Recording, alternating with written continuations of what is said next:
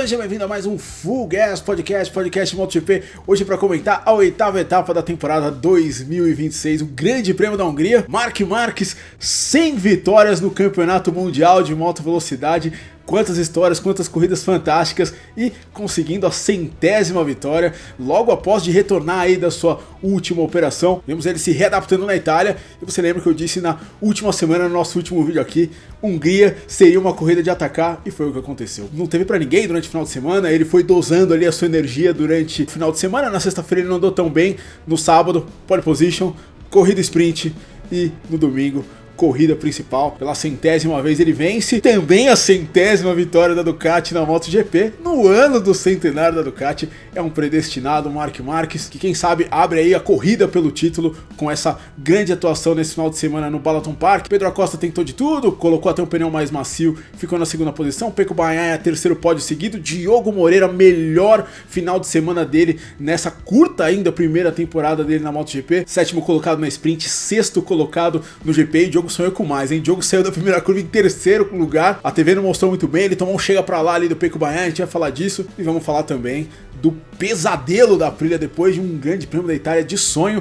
O pesadelo da Aprilia com o Jorge Martin tirando na primeira curva da prova simplesmente seu companheiro de equipe, líder do campeonato, Marco Bezzecchi, Raul Fernandes, que o tirou também no grande prêmio da Catalunha, e ainda mais o Fermín Aldeguer e também o Fábio Di Giannantonio. Vamos falar de tudo isso a partir de agora, mas antes vamos passar rapidamente o resultado da corrida aqui. Corrida sprint teve Marc Marquez na frente, com Pedro Acosta em segundo. Pedro Acosta não conseguiu chegar no Marc Marquez nas primeiras voltas da sprint, teve que se contentar com o segundo lugar. Marco Bezzecchi segurou legal, Raul Fernandes e Fermín Aldeguer para ficar com o terceiro lugar. Como eu disse, o Diogo Moreira terminando na 7ª posição, ele que largou na 11ª posição, fez duas largadaças nessas duas corridas na Hungria. E na corrida principal, top 2 o mesmo, né? Marc Marquez com o Pedro Acosta na segunda posição e o Pecco Bagnaia, como eu disse, mais uma vez no pódio. Diogo Moreira terminando no 6º lugar. Com os acidentes tivemos apenas 16 pilotos completando essa corrida. O Didi ainda voltou, foi 12º. E no campeonato, o Marco Bezzecchi fica com o que tinha, né, depois da sprint de sábado, 20 pontos de vantagem sobre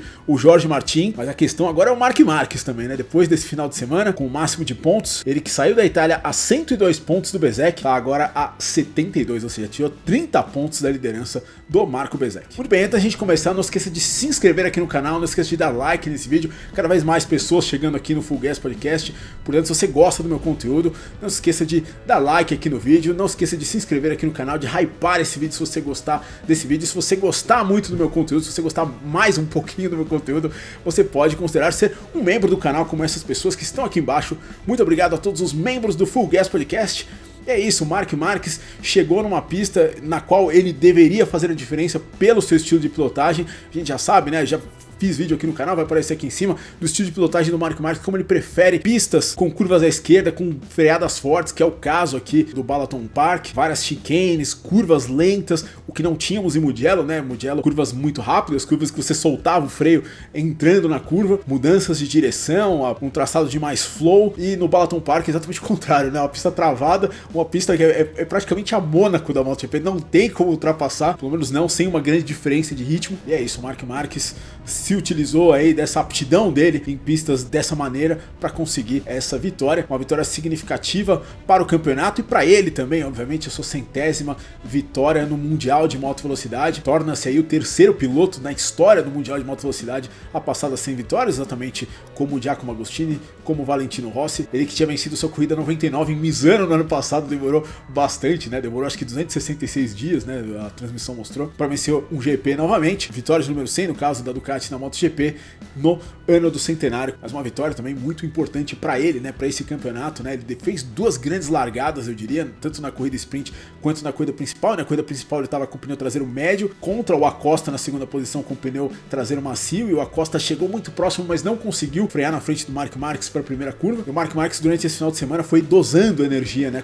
Algo que o Marc Marquez tem feito durante essa temporada. Ele dosou legal na sexta-feira, ele não fez grandes saídas, né, de ritmo de corrida. A gente não sabia exatamente como estava o Marc Marquez, a gente sabia que o Pedro Acosta estava muito bem, mas não sabia como estava o Marc Marquez, porque ele não deu muitas voltas em sequência, mas em termos de velocidade ele mostrou que tinha tudo e mais um pouco. Mesmo caindo no início da classificação no sábado, ele conseguiu a pole position na sua última volta rápida, e na sprint, né, eu diria que a largada, as primeiras 2, 3 voltas ali, ele despachou o Pedro Acosta, teve como o Pedro Acosta ir atrás dele. Na corrida principal, o Pedro Acosta viu que a única chance dele era colocar o pneu macio na traseira. No fim das contas foi o que ajudou ele a conseguir passar as primeiras voltas ali na frente do Marc Marquez, né, ultrapassando o Marc Marquez no início da corrida. Mas o Marc Marquez pode estar baleado, né, pode estar ainda com o ombro, ainda não está no 100%, mas a moto dele é bem melhor do que a moto do Pedro Acosta. Isso não sou eu que estou dizendo, ele mesmo disse isso, e o Acosta sofreu ali com o desgaste do pneu da KTM e teve que se contentar com a segunda posição, apesar de ter vendido muito caro a posição ali para o Marc Marquez. O Marquez teve que lutar exatamente para conseguir essa ultrapassagem, principalmente no Balaton Park, que é uma pista que é um absurdo o quão difícil é de ultrapassar, mas o Marc Marquez, a parte do bom final de semana, também usou o final de semana para passar ali as suas mensagens, né? O que ele quer que as pessoas acreditem. Na quinta-feira, antes da corrida, ele disse que a vitória estava fora de questão, essas foram as palavras dele, dizendo que não se sentia pronto para vencer, mas o que ele estava fazendo era nada mais nada menos do que tirando a pressão de cima dele e fazendo meio que todo mundo, assim, se ele ganhasse, fazer ser maior do que pudesse ser se ele falasse vamos disputar a vitória. Inclusive na corrida sprint, então uma cena muito curiosa, né? Eles vão de carro, né? Depois do pódio da corrida sprint, eles vão de carro ali, né? Pro local das entrevistas. Normalmente a MotoGP faz um vídeo ali e o Marquez falou que estava dirigindo nas curvas para direita, igual o Norick Abe, né? Com a cabeça alta, um estilo bem clássico ali de condução. Kevin Schwantz também usava, Michael Durham, enfim. E ele falou que porque estava cansado. Ele falou, não, eu tava dirigindo igual o Abe. O Pedro Acosta lá dele falou, não vi, nem sempre você tava fazendo isso. A gente viu o Marquez também sacudindo bastante o ombro ali na frente das câmeras. Eu sinceramente acho que, óbvio que ele não tá 100%, mas ele deu uma valorizada também, né? Ele tentou valorizar o ombro machucado durante o final de semana. Faz parte do jogo, né? Faz parte do jogo psicológico. O jogo fora da pista também faz parte do esporte. Mas o fato é que a gente viu uma corrida do Marquez dos velhos tempos na Hungria. Mas é claro, uma pista que vai muito com o estilo de pilotagem dele. Várias curvas para esquerda, freadas fortes. Vamos ver agora, chegando 2 pistas. A gente vai ter a Alemanha também antes da pausa de verão. Que se o Marquez fez o que ele fez aqui na Hungria, ele vai fazer igual na Alemanha, né? A gente pode apostar nisso. Mas agora vem 2 pistas que tem grandes mudanças de direção, pistas com mais flow, Brno, Assen, e são pistas que o Marquez, sobretudo Assen, é uma pista que o Marquez normalmente não se dá tão bem. Alguém vai falar, mas ele já venceu lá, mas ele venceu sempre em anos que ele era um pouco mais dominante, como no ano passado, não é uma das melhores pistas dele, então vamos ver como ele se comporta tanto na República Tcheca quanto na Holanda. Pedro Acosta, como eu disse, largar de pneu macio era a única chance dele, mesmo assim fez uma boa prova, tá devendo ainda a vitória em GP, mas de qualquer maneira um bom final de semana. Viu um grande Marc Marquez que colocou essa vitória da Hungria no top 5 de vitórias, né, das 100 vitórias que ele tem no top 5, e ele inclusive até deu um pódio, né? Austin 2013, Valência 2012, última corrida dele na Moto2, primeira vitória na MotoGP, última corrida dele na Moto2 que ele ganhou saindo de último, inclusive tem vídeo aqui no canal sobre essa corrida, e Tailândia 2025, exatamente quando ele chegou a Ducati e venceu, mesmo com a pressão de pneu ali abaixo do ideal, deixou o Alex Marquez passar, passou de novo a hora que quis e ganhou a corrida. O início da escalada dele rumo ao 9º mundial, enfim, Balaton Park. É uma pista pro Marquez, mas é uma pista muito ruim, né? A MotoGP anda num cartódromo, basicamente, né? Como eu falei, é uma espécie de Mônaco da MotoGP. Obviamente sem o glamour, né? Sem nada, né? O local completamente deserto, né? Inclusive tivemos o GP de Mônaco nesse final de semana da Fórmula 1. Eu participei do pós-corrida lá no Boteco F1. Convido a você vir aqui na aba de collab do canal para acompanhar aí todos os comentários da corrida aí que eu tive lá com o Sérgio Silverli. Foi muito bacana, mas é uma pista muito difícil de passar. E o traçado também não é nada seguro, né? A gente fala desde o ano passado as chincanes, nas quais os pilotos podem cair e voltar para a pista. Claro, né? A primeira curva, né? Que é um descaso, né? Pra você ter uma ideia, a primeira vez que eu vi o desenho do Balaton Park, eu achei que a primeira curva fosse a última curva, porque não faz o menor sentido você largar e levar os pilotos para um cotovelo do jeito que é, né? É pedir para acontecer um acidente. Como o Luca Marini disse depois da corrida, o acidente na primeira curva do Balaton Park é previsível, e além disso, né, não tivemos público oficial nesse final de semana. A gente viu as arquibancadas vazias na Hungria, um negócio horrível. O pessoal disse que pode ser que o Grande Prêmio da Hungria mude para Hungaroring no ano que vem, vamos ver, mas de fato não é uma pista que está à altura da MotoGP, o Balaton Park, principalmente eles reasfaltaram alguns pontos da pista, estava soltando um pouquinho de asfalto, não tinha a mesma aderência, aparentemente, que tinha nos pontos que não estavam reasfaltados, enfim, mas tudo isso, né, a primeira curva, tudo isso colaborou para aquele que eu diria que é o primeiro grande plot twist dessa temporada, que é o acidente das 2 Aprilias, o Jorge Martin perdendo o ponto de freada na primeira curva, travando ali uma das suas rodas e indo de encontro ao Marco Bezzecchi, que tirou o Raul Fernandes, tirou o Fábio Giannantonio, tirou o Fermin Aldeguer, um strike do Jorge Martin nessa primeira curva. O Jorge Martin vem fazendo uma boa temporada, mas ele é o piloto que nas 3 categorias mais caiu esse ano, por incrível que pareça. Ele tem 15 quedas em 8 GPs, obviamente as 6 quedas de Barcelona fazem a diferença, desequilibram aí esse ranking pro Martin, mas o fato é que ele tentou, né, e foi uma queda muito parecida com a queda da sprint em Moteg no ano passado, quando ele tirou exatamente o Bezzecchi e quebrou a sua clavícula. Ele perde ali o ponto de frenagem, trava uma roda, ele vem meio que catando cavaco na moto, vamos colocar assim, e tira o Marco Bezzecchi ali naquela ocasião no Japão. E agora novamente no Grande Prêmio da Hungria, que estava sendo um final de semana complicado para ele, né? O Bezzecchi fez o trabalho perfeito dele na corrida sprint, conseguiu salvar um terceiro lugar, ele não tinha ritmo para ser terceiro, no fim das contas era o que ele precisava, né? No campeonato tem algumas corridas que você tem que só passar, né? E o Bezzecchi conseguiu passar muito bem pela sprint, tinha feito uma boa largada nesse domingo, mas o Martin cometeu um erro terrível do Jorge Martin, um grande gol contra para a Aprilia, né? O Martin que reclamou tanto, né? O Máximo Rivola também reclamou tanto do toque do Raul Fernandes em Barcelona, agora meio que perdeu a moral e, obviamente, o Jorge Martin foi punido, vai ter dupla long lap penalty para o Grande Prêmio da República Tcheca, ou Tchequia, como você queira chamar, próxima corrida da MotoGP, a 9ª etapa, ou seja, se complicando muito o Martin. E depois da corrida, nenhum dos pilotos da Aprilia falou, os pilotos da Aprilia envolvidos no acidente falaram. A única pessoa da Aprilia que falou foi o Máximo Rivola, né, o chefe da Aprilia na MotoGP, que disse que o erro foi inteiramente do Martin, falou que o erro foi 100% do Martin, que o Martin freou inclinando a moto e por isso ele travou ali a sua rota, por isso ele bateu no Bezzecchi. Ele até nem freou num ponto que muito além do que ele poderia, mas freou no limite, e ele terminou com uma frase que eu achei que pode gerar até uma crise interna, né, porque é um momento quente, mas disse, abre aspas, um erro que um campeão não deveria cometer, fecha aspas. Essas foram as palavras do Máximo Rivola. Enfim, vai caber aí a Aprilia se reerguer depois dessa nova crise aí, uma crise completamente evitável aí. O Jorge Martin realmente viajou naquela, não precisava ter sido tão agressivo. Um final de semana complicado, mas é aquela história, né?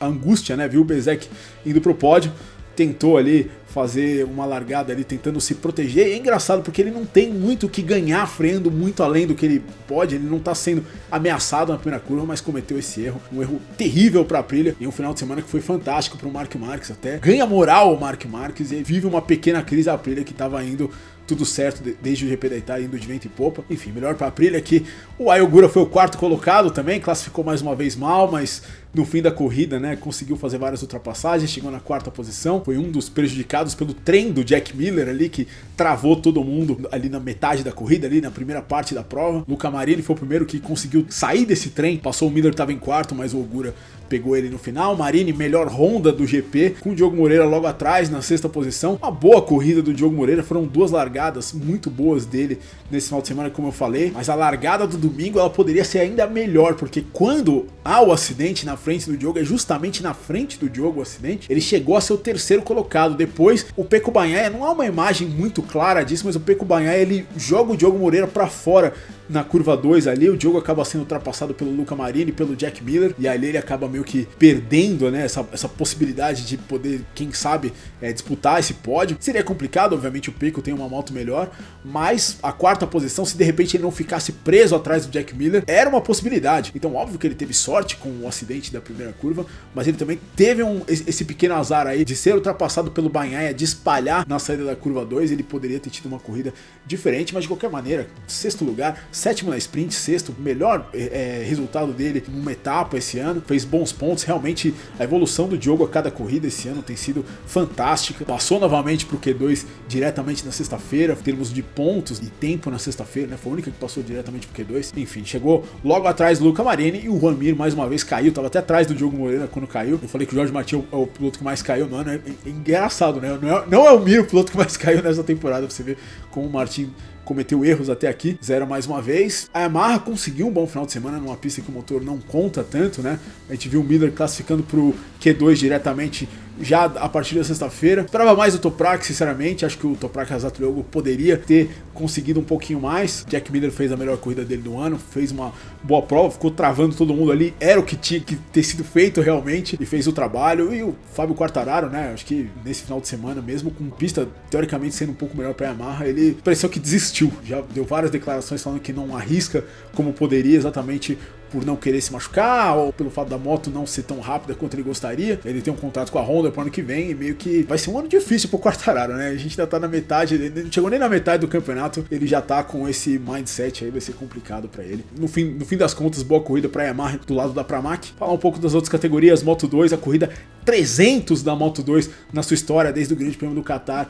de 2010, vencido pelo saudoso Shoya Tomizawa, e o Manuel Gonzalez perdeu a primeira fila na classificação, mas fez uma corrida perfeita aí, saindo da 4ª posição, assumiu o primeiro lugar, meio que não tem concorrentes à altura, né, para conseguir, aparentemente não tem concorrentes à altura por esse Mundial, fez uma ótima prova, controlou muito bem o Filipe Salati, que foi a grata surpresa aí desse domingo, chegando na 2ª posição, ele se aproveitando dos erros do Izan Guevara, que foi o pole position, não conseguiu chegar no pódio, e o Senna Agius completou o pódio na 3ª posição, o Davi Alonso quase pegou ele no finalzinho, mas de fato o Manuel Gonzalez vai fazendo aí por merecer uma subida para a MotoGP no ano que vem, pensando exatamente sua 4ª corrida no ano, né, sua 3ª corrida seguida, abrindo no campeonato agora 49,5 pontos, praticamente aí 2 corridas pro Izan Guevara, que como eu falei foi pole, mas chegou na 6ª posição, Celestino Vietti é o 3º, foi o 7º colocado, esperava muito mais da dupla da equipe Aspar e também do Senna Agius, que teve um bom momento no início dessa temporada. Para terminar, vamos falar também de Moto 3, depois do 11º lugar em Mugello, volta ao Máximo Kilis, conseguindo, dominando, vamos colocar assim, porque realmente foi um domínio do Máximo Kilis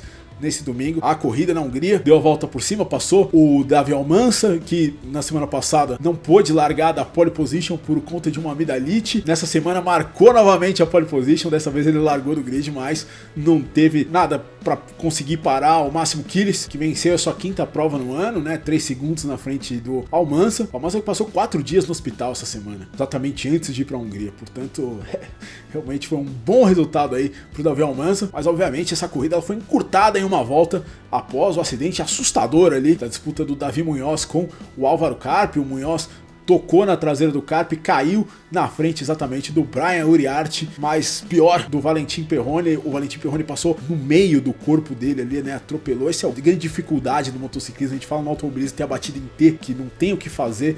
Quando o piloto cai na frente de outro no motociclismo, realmente, quando acontece esse atropelamento, é muito complicado, e infelizmente o Davi Munhoz fraturou a pelvis, né? Já foi operado num hospital exatamente na Hungria, e é mais uma complicação pro Davi Munhoz, depois da fratura que ele teve no fêmur na Indonésia no ano passado, que ele até agora não tá 100%, tem mais uma contusão séria aí, uma pena pro Davi Munhoz. No fim das contas, a corrida terminou uma volta antes, e o Brian Uriarte, que se envolveu nesse acidente também, conseguiu voltar com a sua moto pro box, foi classificado em 4º lugar. O Valentin Perrone não conseguiu voltar pro boxe e acabou também abandonando, assim como o Davi Munhoz. Álvaro Carpi na 3ª posição, e o Rico Salmela, né, o piloto finlandês, terminando em 5º, fez uma boa corrida o Salmela. E no campeonato, o Máximo Kilis tem 59 pontos de vantagem para o Álvaro Carpi. E a gente tem que dizer, né, o Adrian Fernandes, que era o 3º colocado até a última corrida, teve os primeiros 6 resultados dele nessa temporada retirados depois que a Leopard Racing rompeu o lacre de 2 dos seus motores. Portanto, ele foi desclassificado das 6 primeiras corridas desse ano, caiu para 20º no campeonato depois dessa prova. Mas enfim, mais um grande domingo para Máximo Kilis. Bom, mas por esse vídeo é isso aí. Muito obrigado se você chegou até aqui. Esse foi o Grande Prêmio da Hungria. Se você gostou desse vídeo, considere se inscrever aqui no canal, considere dar like nesse vídeo, considere hypar esse vídeo, e a gente se vê na próxima. Um abraço, valeu!